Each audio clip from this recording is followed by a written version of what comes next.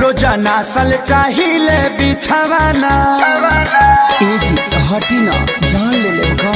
हो बूटा के कराली हनी गबना रोजाना सल चाहिए बिछावाना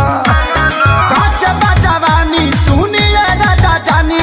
काच बजवानी सुनिए राजा जानी हमसे कुछ दिन दूरी औरी रही ना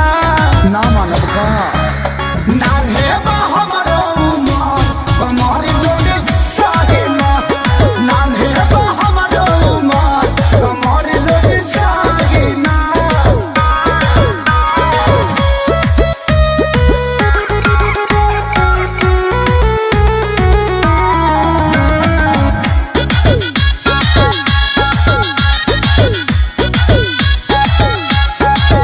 नहीं करी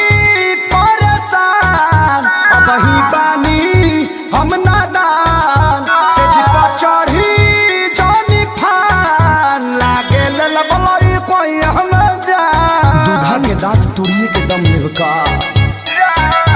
नहीं करी परेशान अब ही बानी हम नादान से जिपा चढ़ी जानी फान लागे ललबलई कोई हम जान बड़ा लगी छोट नदी में थाही ना अभी पानी कम बाजी अरे